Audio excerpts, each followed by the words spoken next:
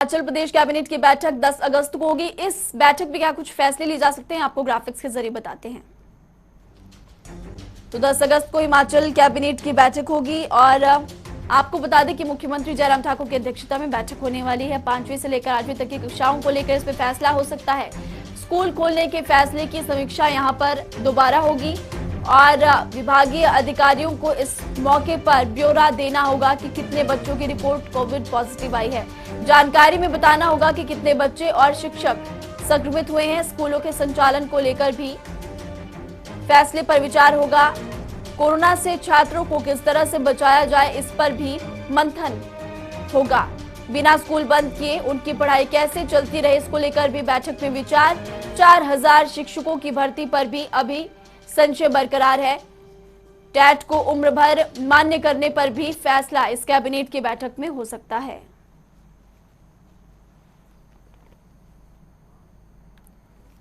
तो ओलंपिक में भारतीय खिलाड़ियों ने शानदार प्रदर्शन किया और यही कारण है कि हिमाचल में भी इसका जश्न देखने को मिला।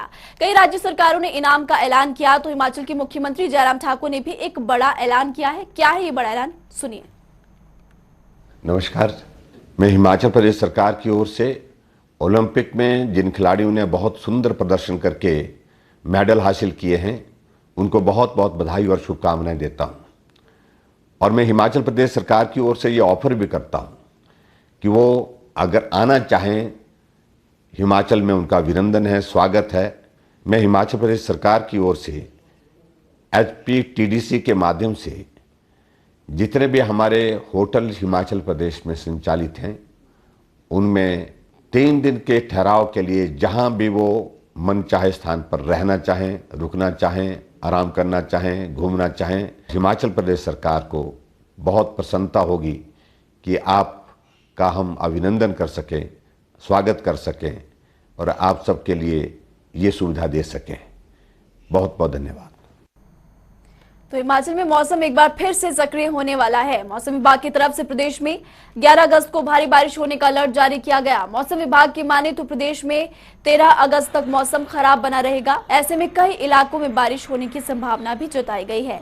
ग्राफिक्स के जरिए समझिए आगामी दिनों में कैसा रहने वाला है हिमाचल का मौसम।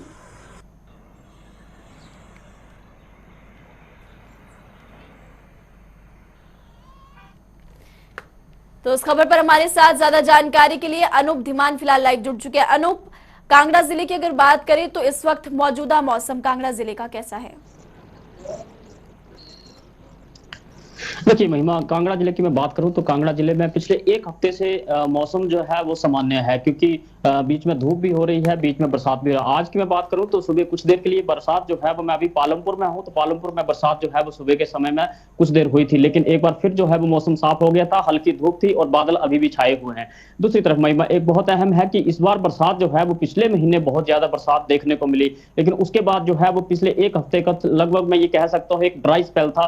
बहुत ज्यादा बरसात जो है वो देखने को नहीं मिली और ये उसी का नतीजा है कि जो पूरे प्रदेश की मैं बात करूं तो सिर्फ कुल्लू और कांगड़ा है जहां सामान्य से थोड़ी ज्यादा बारिश हुई है, लेकिन बाकी जिलों में सामान्य से कम बारिश जो है वो दर्ज की गई है। मैं कुल्लू की बात करूं तो कुल्लू में सबसे ज्यादा बरसात जो है वो लगभग 46% ज्यादा बरसात जो है वो इस एक महीने में हुई है, कल तक की अगर बात करें तो। और कांगड़ा में 4% ज्यादा हुई है। तो बरसात ज्यादा हुई है, लेकिन पिछले कुछ दिनों से मौसम से थोड़ा सा राहत मिली है कि बहुत ज्यादा बरसात जो है वो जिले में नहीं देखने को मिल रही है। दूसरी तरफ महिमा, क्योंकि इस तरह की जब बरसात होती है तो नुकसान बेशक बहुत ज्यादा हुआ, लेकिन दूसरी तरफ इसका दूसरा पहलू ये था कि इस बार किसान जो धान की खेती करते हैं उनके लिए बहुत सुखद ये मौसम रहा और बहुत अच्छी बरसात जो है वो दर्ज की गई। उसी के चलते उन किसानों में एक उम्मीद है कि इस बार ज्यादा अच्छी फसल जो है वो हमारी होगी, क्योंकि बरसात जो है वो सामान्य से ज्यादा जो है जिला कांगड़ा में हुई है। तो ये सारे मिले जुले पहलू हैं। और अभी की बात करूं तो अभी मौसम बिल्कुल बादल छाए हुए हैं, किसी भी समय बरसात हो सकती है और अगले 2-3 दिन में ये मौसम इसी तरह से जारी रहेगा। और 11 अगस्त की बात करूं तो 11 अगस्त के लिए जो है वो कांगड़ा में येलो अलर्ट है, हैवी रेनफॉल जो है वो यहां पर हो सकता है। तो ऐसी संभावना जो है वो मौसम विभाग ने जिला कांगड़ा के लिए जताई है। जी महिमा।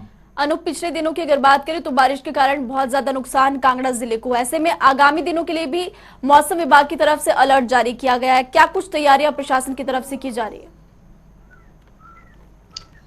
देखिए महिमा, बिल्कुल आपका सही सवाल है, क्योंकि प्रशासन जो है, क्योंकि दो तरह की तैयारियां जो है प्रशासन को अभी, क्योंकि सबसे पहले मैं बरसात की बात करूं तो जिस तरह से अलर्ट जारी हुआ है 11 अगस्त का, तो प्रशासन को उसी हिसाब से जो है वो सभी विभाग जो है अलर्ट पे रखे गए हैं कि अगर हैवी रेनफॉल होता है, कहीं लैंडस्लाइड होता है, तो जो लोक निर्माण विभाग है या बिजली विभाग है, फॉरेस्ट डिपार्टमेंट है, इन्हीं सभी डिपार्टमेंट्स को उसके लिए तैयार रहने के लिए कहा गया है। खासकर पीडब्ल्यूडी डिपार्टमेंट, जो लोक निर्माण विभाग है, वो अपनी मशीनरी लेकर के जो है वो रोड पर जहां जहां उनको लगता है कि लैंडस्लाइड के स्पॉट है, वहां पर अपनी तैयारी रखा है, ताकि किसी भी तरह के लैंडस्लाइड की पोजीशन में जो है वो जो उन इलाकों को, उन रोड, उन सड़कों को जो है वो समय रहते जो है वो खोला जा सके। दूसरी तरफ बिजली विभाग, क्योंकि ज्यादातर क्योंकि यहाँ पर फॉरेस्ट एरिया ज्यादा है, तो जब भी इस तरह की बरसात होती है तो कहीं पेड़ गिरता है तो बिजली की तारों को बहुत नुकसान होता है। तो उसके लिए जो है वो बिजली विभाग को भी तैयार रहने के लिए जिला प्रशासन ने बिल्कुल अलर्ट कर दिया है इन सब चीजों के लिए, क्योंकि जिस तरह से 11 अगस्त का अलर्ट है। दूसरी तरफ क्योंकि जिला प्रशासन को, दूसरी तरफ क्योंकि कोरोना के लिए भी तैयारी कर रहे हैं, तो दोनों तरह के अलर्ट जो है वो जिला कांगड़ा में है। तो इन दोनों तरह के अलर्ट्स के लिए सभी डिपार्टमेंट्स को तैयार रहने को कह दिया है। और ये सारी तैयारियां जो है वो सभी डिपार्टमेंट्स, क्योंकि अलग अलग रोड जहां जहां जो सेंसिटिव जोन होते हैं, जहां रोड बंद होने की संभावना होती है, उन इलाकों में जो है वो सरकारी कर्मचारी जो है लोक निर्माण विभाग के वो तैनात, सभी विभाग अलर्ट हो चुके हैं। अनूप धीमान, शुक्रिया इस तमाम जानकारी के लिए। तो हिमाचल में मौसम एक बार फिर से अपना रुख बदलेगा और ऐसे में आगामी दिनों में फिर से भारी बारिश का अलर्ट यहां पर मौसम विभाग की तरफ से जारी किया गया।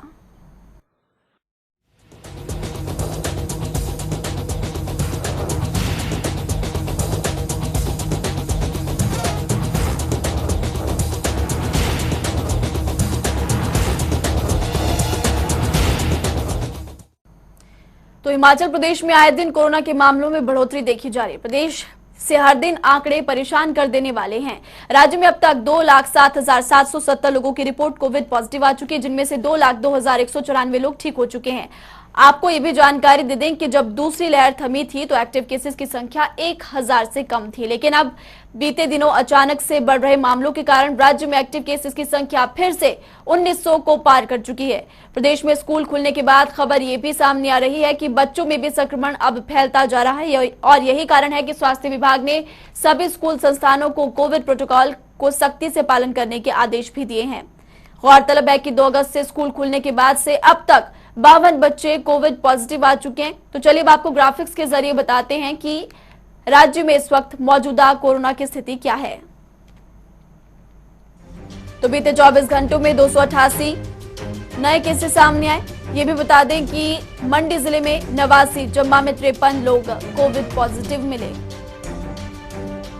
शिमला में 41 और कांगड़ा जिले में 37 पॉजिटिव मिले हैं। ये भी आपको जानकारी दे दें कि बिलासपुर जिले में 25 और हमीरपुर में 16 संक्रमित मिले हैं। कुल्लू जिले में 14 और ऊना में 6 लोग कोविड पॉजिटिव। लाहौल स्पीति में 4, सोलन जिले में 3 हुए संक्रमित।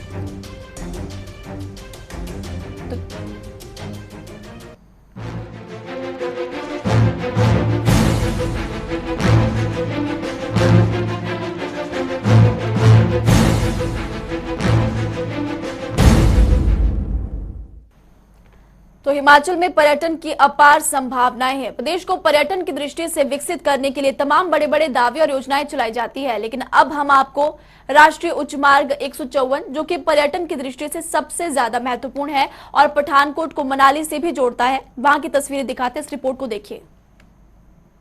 हिमाचल प्रदेश का मुख्य व्यवसाय है पर्यटन, और अगर पर्यटन को बढ़ावा देना हो तो प्रदेश सरकार के लिए सबसे अहम हो जाता है कि जो पर्यटन से जुड़े पर्यटक स्थल हैं उनको जो है वो कनेक्टिविटी बेहतर होना जरूरी है। बात अगर मुख्य मार्ग की जाए जो पठानकोट को मनाली से जोड़ता है, तो उसके हालात क्या है वो हम आपको दिखाएंगे। जरा इन तस्वीरों को देखिए।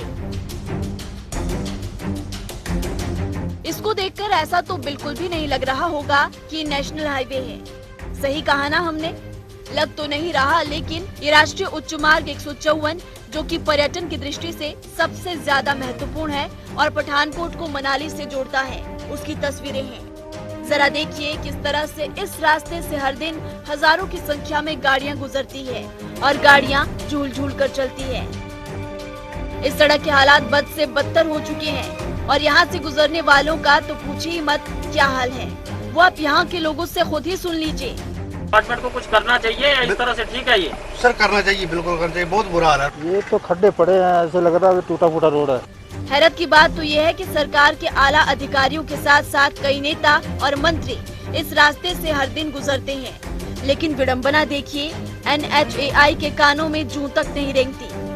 आज से कुछ वर्ष पहले जो है वो इस सड़क के ऊपर, क्योंकि यहाँ पर ब्रिज है और ब्रिज के जो नीचे से जब गाड़ियाँ निकलती हैं तो ब्रिज के नीचे से जब एक ट्रक गुजर रहा था तो यहाँ बहुत नुकसान जो है वो इस रेलवे ब्रिज को हुआ था और पठानकोट जो से लेकर के जोगिंदरनगर की रेल लाइन जो है वो प्रभावित रही थी और रेलगाड़ियाँ जो हैं, जो ट्रेन हैं वो बंद हो गई थी।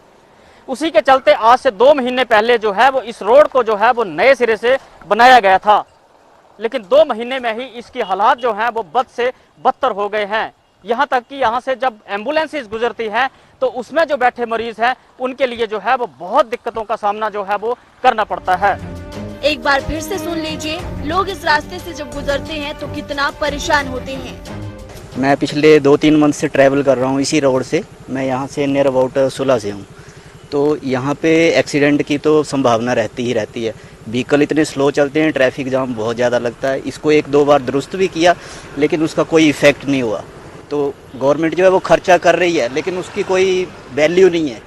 गवर्नमेंट मेंटेनेंस हुई है इसकी, लेकिन देख लीजिए कैसे स्लो जा रहे हैं। खास करके 2 व्हीलर वालों के लिए तो बहुत ज़्यादा दिक्कत का काम है।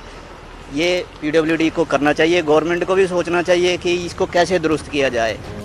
आज प्रदेश सरकार सही मायनों में पर्यटन को बढ़ावा देना चाहती है। इसके लिए कई योजनाएं चलाई जाती है तो उनको धरातल पर भी उतारा जाता है, लेकिन कई जगहें ऐसी भी है जहां पर असल मायने में विकास नहीं हो पाता। आज हिमाचल प्रदेश में अगर पर्यटन को पंख लगाने हैं तो बेहतर सड़क सुविधा देना जो है वो सबसे अहम हो जाता है। अगर हिमाचल सरकार सही मायने में पर्यटन को पंख लगाना चाहती है तो जो नेशनल हाईवे हैं उनकी जो हालात हैं वो बहुत बेहतर करने पड़ेंगे। जनता टीवी के लिए कांगड़ा से अनूप धीमान। हिमाचल प्रदेश कांग्रेस कमेटी के उपाध्यक्ष और लाहौल स्पीति से पूर्व विधायक रवि ठाकुर से हमारे संवाददाता विकास शर्मा ने खास बातचीत की। यही नहीं, कांग्रेस कमेटी के महासचिव और लाहौल स्पीति के प्रभारी महेश्वर चौहान से भी खास बातचीत की है, सुनिए। हिमाचल प्रदेश में आने वाले दिनों में उपचुनाव हैं, ऐसे में आरोप और प्रत्यारोप का सिलसिला लगातार जारी है, जिससे राजनीति में गर्माहट देखी जा रही है। आज बात करेंगे लाहौल स्पीति की कि लाहौल स्पीति में ये आरोप है कांग्रेस पार्टी का कि सरकार की तरफ से अनदेखी की जा रही है। मेरे साथ मौजूद हैं हिमाचल प्रदेश कांग्रेस कमेटी के उपाध्यक्ष और पूर्व में लाहौल स्पीति से विधायक रहे रवि ठाकुर, और उनके साथ हैं महासचिव कांग्रेस कमेटी के महेश्वर चौहान, और ये लाहौल स्पीति में अभी प्रभार भी देख रहे हैं। सबसे पहले सवाल आपसे सर, क्या आरोप है, किस तरह से सरकार अनदेखी कर रही है? जो अभी हाल ही में जो चुनाव होने थे 2000 इस वर्ष जो 2021 को जून 24 में जो हमारे पावर्स खत्म हो गई थी इसकी अपने जो पंचायती राज की, ये इन्होंने पीछे कर दिए क्योंकि ये कह रहे हैं कि कोरोना है। मगर मैं समझता हूँ कि वो सारी पावर्स जो है टीचर्स और इनके कर्मचारी अधिकारियों को दिया इन्होंने कि ये जितना भी वितरण है बजट का ये खुद कर सके। तो हमने अनिल खाची जी चीफ के पास दिया है कि इसको इमीडिएट कराया जाए चुनाव। इसके पीछे आपको वजह क्या लगती है? आखिरकार क्यों सरकार ने ऐसा किया होगा? आप आरोप लगा रहे हैं, क्यों ये आरोप हम इसलिए लगा रहे हैं क्योंकि जब बंगाल में, मध्य प्रदेश, नॉर्थ ईस्ट हर जगह चुनाव हो सकते हैं और मंडी पार्लियामेंट्री का चुनाव हो सकता है, तो यहाँ क्यों नहीं हो सकता? पहली बात तो ये है। दूसरा, जो बजट हमारे 14-15 फाइनेंस कमीशन से आता है, हमारा भौगोलिक स्थिति के आधार पे आता है, बहुत ज्यादा बजट आता है, तो ये चाहते हैं वो सारा वितरण खुद करें और अपने चेहतों को ही बजट दें, ना कि पंचायती राज को जो पावर्स है उसके हिसाब से बजट दिया जाए। अच्छा, महेश्वर जी आपके पास आते हैं। आप सबसे पहले ये बताएं कि सरकार पे आरोप जो है वो लगा रहे हैं आप, क्योंकि चुनावी समर है, आने वाले दिनों में चुनाव भी हैं, और ऐसे में अब किस तरह से अनदेखी के आरोप जो हैं वो लगाए जा रहे हैं? देखिए, जैसे ही चुनावों की उपचुनावों की आहट हुई है, ये जो कुंभकर्णी नींद में जो हिमाचल सरकार सोई थी, ये भी जाग गई है और बड़ी बड़ी घोषणाएं हो रही है, मात्र घोषणाएं। और चुनाव को प्रभावित करने के लिए जो घोषणाएं हो रही है ये जनता जानती है। आज तक माननीय मुख्यमंत्री का एक भी दौरा पूरे 3.5 वर्ष के अंदर लाहौल स्पीति के अंदर नहीं हुआ। लाहौल घाटी के दुख दर्द वो आज तक साझा नहीं कर पाए लोगों से। अभी भी जो इतना बड़ा दर्दनाक हादसा लाहौल स्पीति के अंदर हुआ है, नाकाम रहा है प्रशासन वहां पर जो है लोगों को मदद मुहैया कराने में। लोगों ने 2 दिन गुफा के अंदर में काटे हैं और आज भी उस गांव पे जो है कोई आपने राहत नहीं दी, कोई वहां पर आपका नुमाइंदा नहीं पहुंच पाया है। और उल्टा एसडीएम बयान दे रहे हैं कि ये लोग गुफा में नहीं रहे। हमारे पास उनके जो है तथ्य मौजूद है और हमारे पास वीडियोस हैं, उनके फोटोज हैं कि उन्होंने 2 दिन जो है गुफा के अंदर गुजारे। तो इस तरह से बड़ा पैमाने पर जो इस जनजातीय क्षेत्र के साथ भेदभाव हो रहा है। और अगर देखें, एक तरफ तो आप तो कह रहे हैं, आपकी दोहरी मानसिकता है इस क्षेत्र के प्रति। एक तरफ आप कह रहे हैं कि चुनाव के लिए हम तैयार हैं, उपचुनाव के लिए बड़ी बड़ी रैलियां हो रही है, माननीय मुख्यमंत्री कर रहे हैं, और दूसरी तरफ जो एक संस्थागत निर्वाचित ढांचा लाहौल स्पीति के अंदर पंचायती राज संस्थानों का था, उसको आपने पॉलिश कर दिया और टीचर्स को उसका जो है आपने चार्ज दे दिया, ताकि एक षड्यंत्र है सुनियोजित वहां के विधायक का कि माननीय विधायक महोदय पर्दे के पीछे से पंचायत को भी चलाएं और पंचायत, जिला परिषद और ब्लॉक समितियों को संचालित करें। तो इस तरह की जो दोहरी नीति है, कांग्रेस इसको किसी हाल में बर्दाश्त नहीं करेगी। हमने चुनाव आयोग में भी दस्तक दी है, जरूरत पड़ेगी तो कानून का दरवाजा भी खटखटाएंगे। आपदा के समय में बहुत बुरे हालात जो हैं इस बार लाहौल स्पीति और जनजातीय क्षेत्रों को हमने देखा, बहुत बुरे हालात जो हैं, क्लाउड बर्स्ट जैसी सिचुएशन पहले कम हुआ करती थी लेकिन इस बार बढ़ गई है। लेकिन जो वहाँ के विधायक हैं डॉक्टर रामलाल मारकंडा, वो तो वहीं डटे हैं, इस बार विधानसभा सेशन तक वो नहीं पहुंचे, कैसे देखें? देखिए, वो डटे ही रहते हैं हमेशा, क्योंकि वो तो आप उनकी जिम्मेदारी की बात ना करें। वही तो हम कह रहे हैं कि जिस आदमी के पास वक्त नहीं है कि 4 साल से अपनी पिटीशन में गवाही दे दे, जहां पे 12-13 लोग आकर ऑफिशियल्स अपनी गवाही दे चुके हैं और न्याय होना है, न्याय व्यवस्था और न्याय के बीच में वही तो बाधक है। और हमें जो सलाह दे रहे हैं कि दम है तो 24 घंटे का आंदोलन करें, हम बोले अगर आप में दम है तो आप जाइए ना, पिटीशन का सामना कीजिए, न्यायालय में जाइए और उसका सामना कीजिए। अगर आप में दम है, दूध का दूध पानी का पानी हो जाएगा। अगर आप सच्चे हैं तो सांच को क्या आंच है, आप जाइए। और हम ये कह रहे हैं कि पहली दफा हिमाचल प्रदेश में हुआ होगा कि किसी कैबिनेट के सिटिंग मिनिस्टर को दस्ती समन तामील हुए हैं। आप पता कीजिए कि दस्ती समन कैसे तामील होते हैं। आपने कई महीनों तक तो समझ ही नहीं ली। अब क्या ये पॉसिबल है कि मंत्री, कैबिनेट मिनिस्टर का तो डे टू डे प्रोग्राम छपता है, क्या वो कई महीनों तक मिले ही नहीं किसी को, और फाइनली कोर्ट को जो दस्ती समन तामील करने पड़े? इससे शर्म की क्या बात हो सकती है? और आप हमें जिम्मेदारी का पाठ पढ़ा रहे हैं। बेहतर होगा कि आप जाके न्यायिक व्यवस्था में बाधक न बने।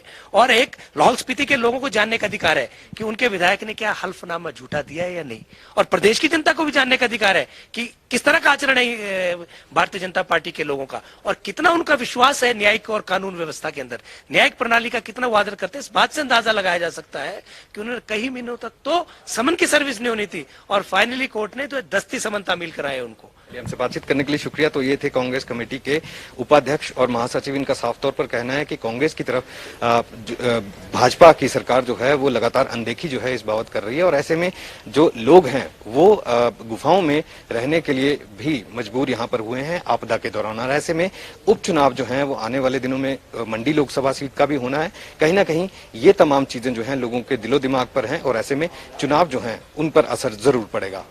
कैमरा पर्सन रोशन के साथ विकास शर्मा, जनता टीवी, शिमला। इस बुलेटिन में अभी के लिए फिलहाल इतना ही। वक्त हो चला एक छोटे से ब्रेक का। आप देखते रहिए जनता टीवी।